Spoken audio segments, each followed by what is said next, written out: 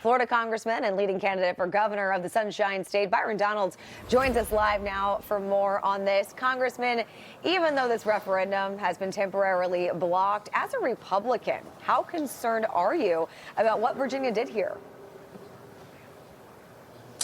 We're a little bit concerned, obviously. Even if you read the ballot language that Virginians had to decide, it was the most convoluted, confusing thing I've ever read in my life to ever be on a ballot, and it was by design. Because Democrats are incredibly radical, and they know the only way they have a chance to win this November is to do these insane gerrymanderings where, I mean, look what they did to Northern Virginia. If you look at their new map that they want to push forward, they basically take pieces of Northern Virginia and strip those pieces out to the suburbs in rural Virginia to make Democrat seats. I mean, this is insanity that what they've done. And it's not the first time they've done this. Look at the Illinois map. Look at the Massachusetts map. Democrats have a history of doing these radical gerrymanders just to make sure that they have seats and they preserve power. So the judge, I think, did the right thing. If you look at that ballot language, that's just an insane way to tell the voters what you're going to do. It made no sense just to any layperson reading it. And so I think that's why the judge struck it down. We'll see what the state Supreme Court does.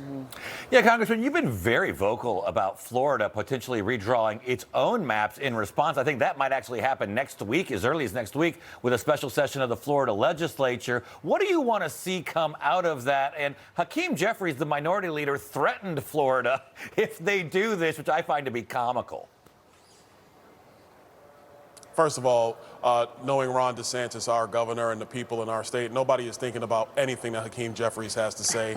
He can run his mouth, but it won't matter. I think the governor, what he's going to do with our legislature is very clear. They're going to go back, look at our maps, and make sure that those maps represent the will of the people of Florida. And if you look at our state politically, our state has trended more and more Republican. I will add that we still believe that the census that was done by the Biden administration actually cost the state of Florida an additional congressional seats. So I think some of that is going to be in play as well. But I think the governor and the legislature are going to address this. We'll see what they come up with. I know they're going to work very hard and do what's right on behalf of the people of Florida.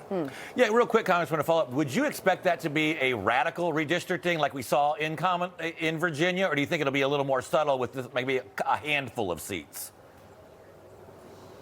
No, I wouldn't anticipate that. As we've done these redistrictings in the past, Florida's always made sure that communities are contiguous. I would assume that's going to continue, but that's something where the governor and the legislature are going to make that determination. The members of Congress up here on the Hill, we're not playing into the details of that. So I do want to shift gears back to the Hill and the partial shutdown of DHS, because we're more than 2 months in now. There is some hope. The reconciliation bill passed in the Senate in the early morning hours of today. Now it's on its way to the House, as you know. But will House Democrats get in the way again? No, they're not going to have an ability to do that with budget reconciliation. What will happen is it will come to the House will pass it out, and we'll fund the Department of Homeland Security. I think it's important for the American people to understand just how radical the Democrats have become on this issue. They have told our TSA agents, nope, we're not going to pay you. They have told our customs agents, these are the people who are checking packages, checking shipments coming into the United States, checking for narcotics, making sure they're not killing our people. The Democrats said, no, we're not funding that. The Democrats have said, no, we're not going to fund our border agents. The same Democrat Party that left our borders wide open, letting tens of millions of people come into our country illegally, letting the drug cartels make billions of dollars trafficking people into our country. That was brought to us by the Democrat Party, and the shutdown of the Department of Homeland Security, again, threw our borders wide open to the drug cartels and the coyotes. These are the priorities of the Democrats. So I would say going into the midterm elections, the American people need to think long and hard and remember what this country looked like 3 years ago when you had full Democrat control. It was insane, it was chaotic, it was crazy, and the American people were the ones who were left to suffer while Democrats had power and control here in Washington, D.C. So, Congressman, before we go, I'd like to get your quick reaction to another radical Democrat, Senator Chris Murphy. He should be regretting this tweet when he celebrates awesome for Iranian ships dodging the U.S. blockade in the Strait of Hormuz. Now, he's hiding behind it, calling it sarcasm. He was actually cheering on Iran. That's what Trump derangement syndrome is doing these days.